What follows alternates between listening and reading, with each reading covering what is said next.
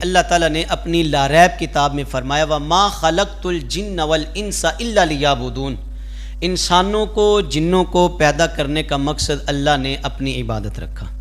جانور پیدا کیے تیری وفا کے واسطے، چاند تارے اور سورج ہیں ضیاء کے واسطے، کھیتیاں سرسبز ہیں تیری غذا کے واسطے، سب جہاں تیرے لیے اور تو خدا کے واسطے۔ 700 سے زائد مرتبہ، 750 کے قریب مرتبہ اللہ تعالیٰ نے نماز کا حکم فرمایا۔ ایک ہی بار اللہ حکم فرما دیتا تو کافی تھا، ایک ہی بار میرے رب کا حکم ہمارے لیے کافی تھا، لیکن اس کی اہمیت ہے، اس کی قدر و منزلت ہے، یہ بڑی کوئی اہم چیز ہے کہ جسے قرآن میں 700 سے زائد مرتبہ اللہ کریم نے اس کا حکم فرمایا ہے۔ لیکن حضرت انسان اتنا غافل ہے کہ اذان کے وقت اذان سننا تو درکنار، اب اسے اذان کے الفاظ بھی بوجھل محسوس ہوتے ہیں۔ یہ کہتے بھی جلدی جلدی کوشش ہو کہ ہماری جو اذان ہے یہ بھی ختم ہو جائے، اور جلدی جلدی جناب نماز بھی جلدی جلدی ہو جائے، اذان بھی جلدی جلدی ہو جائے۔ فرضی ہم کام کرنا چاہتے ہیں، دین کے سارے کام صرف رسمی کرنا چاہتے ہیں۔ نماز اور عبادت وہ ہے جو دل سے ادا کی جائے، دل سے اللہ تعالیٰ کی ذات کو۔ یہ ہم رکوع کرتے ہیں، سجود کرتے ہیں، یہ چلیں سادہ معنی میں کہہ لیں اٹھک بیٹھک سے اللہ تعالیٰ کی شان میں کوئی بڑائی آتی ہے جس سے؟ بولو جی، یا نہ پڑھیں گے تو اس کی شان میں کوئی کمی واقع ہوگی؟ نہیں، کوئی کمی نہیں۔ یہ تو ہمارے لیے ذریعہ نجات ہے، یہ تو ہمارے لیے اتنا بڑا انعام ہے۔ سنیں میرے کملی والے صلی اللہ علیہ وسلم کی حدیث مبارکہ، بخاری اور مسلم میں یہ بات موجود ہے۔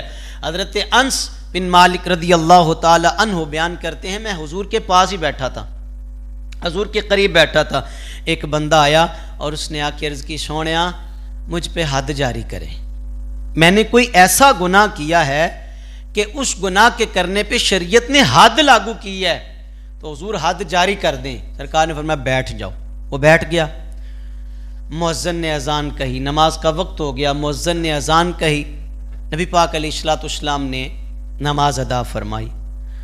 اب با جماعت نماز ادا کرنے کے بعد وہ بندہ پھر اٹھا اور حضور کی بارگاہ میں عرض کرتا ہے، یا رسول اللہ مجھ پہ حد جاری کرے، میں گناہ کر کے آیا ہوں، میں گناہ کر کے آیا ہوں، حد جاری کر دے۔ تو نبی پاک علیہ السلام نے فرمایا تم نے ہمارے ساتھ نماز نہیں پڑھی؟ بڑی گہری بات ہے اور بڑی پتے کی بات ہے اور بڑی سونی بات ہے کہ نماز تو دھو ڈالتی ہے گناہوں کو، یہ تو گناہوں کا کفارہ ہے۔ فرمایا تم نے نماز نہیں پڑھی ہمارے ساتھ؟ عرض کی سونیا پڑھی ہے یا رسول اللہ پڑھی ہے۔ تو کہا پھر اللہ نے اس نماز کی برکت سے تیرا گناہ معاف کر دیا۔ اللہ نے تیرا گناہ، وہ گناہ کیا تھا؟ حد جاری ہو رہی تھی۔ اچھا اس کی مثال دے دوں، چوری کی سزا کیا ہے؟ ہاتھ کاٹے جائیں، یہ حد ہے۔ زانی کی سزا کیا ہے؟ اگر شادی شدہ ہے تو اسے سنسار کیا جائے، یہ حد ہے۔ اور اگر غیر شادی شدہ ہے تو اسے کوڑے مارے جائیں، یہ حد ہے۔ اب اس نے کہا تھا حضور میں کوئی گناہ کر کے آیا ہوں جس پہ شریعت حد جاری کرتی ہے، تو مجھ پہ حد جاری کر دیں۔ حضور نے فرمایا تم نے نماز پڑھ لیا، اللہ نے معاف کر دیا۔ اب میں اور آپ سوچیں ذرا، ہم کتنے کوسوں دور ہیں نماز سے۔ ہم یہ جو نماز کا حکم ہے صرف مولویاں واسطے نہیں جے، ہر اس کے لیے ہے جس نے لا الہ الا اللہ محمد الرسول اللہ صلی اللہ علیہ وسلم پڑھ لیا، ہر اس کے لیے نماز کا۔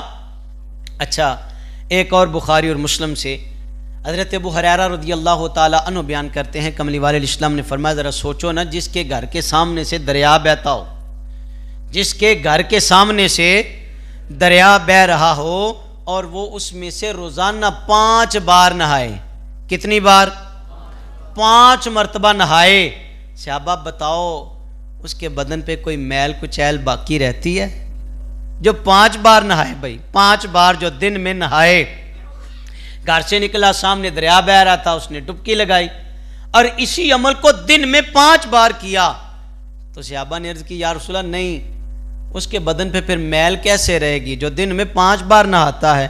حضور فرماتے سنو 5 نمازیں دن اور رات میں جو رب نے فرض کی ہیں، 5 نمازیں پڑھنے والا بھی گناہوں سے اسی طرح پاک ہو جاتا ہے، اسی طرح گناہوں سے پاک ہو جاتا ہے۔ حضرت حسن علیہ السلام، آپ نے نا انبیاء کے توسل سے یہ بات ہم تک پہنچائی ہے، کسی نبی کا تذکرہ فرمایا کہ نماز اگر پڑھنے آؤ نا، اب ایک تو وہ ہیں جن کو توفیق ہی نہیں ہے، آتے ہی نہیں ہیں، اور ایک دوسرا گروہ وہ ہے جو آتے تو ہیں لیکن دل جمعی سے نماز نہیں پڑھتے۔ یار آپ اور میں اکثر میں نے یہ بات کی ہے، کسی کی دل آزاری کرنا کبھی بھی میرا مقصوم نہیں ہوا، اور پھر اس مقام پہ بیٹھ کے، لیکن یار جب اللہ رسول کی باتیں آئیں تو ادب کا تقاضا تو یہ ہے سر بھی جھک جائے اور آنکھیں بھی۔ فرماتے ہیں نماز میں نا 3 کیفیات جب تک نہ ہوں، سمجھ لو کہ یہ ٹکراں مار کے دوڑ گیا جے۔ پہلی کیا ہے کہ جسم سارے کا سارا نا اللہ کی بندگی کا لطف لے، اس کی توجہ، اسے پتہ ہو کہ میں نماز پڑھ رہا ہوں، اسے پتہ ہو میں رکوع کر رہا ہوں، اسے پتہ ہو میں قیام کی حالت میں، اسے پتہ ہو میں سجدہ کر رہا ہوں۔ اور دوسری کیفیت ہے دل کی، اللہ کی بارگاہ میں جب یہ آئے تو اس کا دل صرف مولا کی یاد میں لگا ہو، اس کا دل صرف مولا کی۔ اور تیسری بات آپ نے فرمائی، تیسری کیفیت یہ ہو کہ آنکھوں سے آنسو جاری ہو جائے، جب سجدے میں جائے تو کہے میرے اللہ میں بڑا نکما بندہ ہوں، میں اپنا سر ذلت کی وجہ سے تیری چوکھٹ پہ جھکانے کے لیے حاضر ہو گیا، اللہ سونیا معاف فرما دے۔ میں نے پہلے کہا کسی پہ طنز نہیں ہے، میں بھی اسی بات میں شامل ہوں اور آپ بھی اسی میں، ذرا غور کریں، یہ تینوں باتیں ہمارے اندر شامل ہیں۔ کبھی آنکھ سے آنسوؤں کا کوئی قطرہ چھلکا ہو نماز کی حالت میں، کبھی دل کانپ گیا ہو کہ میں اللہ کی بارگاہ میں حاضر ہو رہا ہوں، کبھی بدن کانپ گیا ہو، اور کبھی ہمارے جسم کے رونگٹے کھڑے ہو گئے ہوں کہ میں اللہ کی بارگاہ میں جا رہا ہوں۔ ہمیں تو یہاں یہ توفیق نہیں ہوتی کہ میں نے ایک بندہ میرے ساتھ جس کا بول چال ختم ہے، میں نے اس کے ساتھ کھڑا ہی نہیں ہونا۔ ہماری گراوٹ کا معیار اتنا ہو گیا، ہم دوسرے کے ساتھ جماعت میں کھڑے ہونے کے لیے تیار نہیں ہوتے۔ حالانکہ یہ تو کہنے والے کہہ گئے ایک ہی صف میں کھڑے ہو گئے محمود و ایاز، اقبال نے کہا نا ایک ہی صف میں کھڑے ہو گئے محمود و ایاز، نہ کوئی بندہ رہا نہ کوئی بندہ نواز۔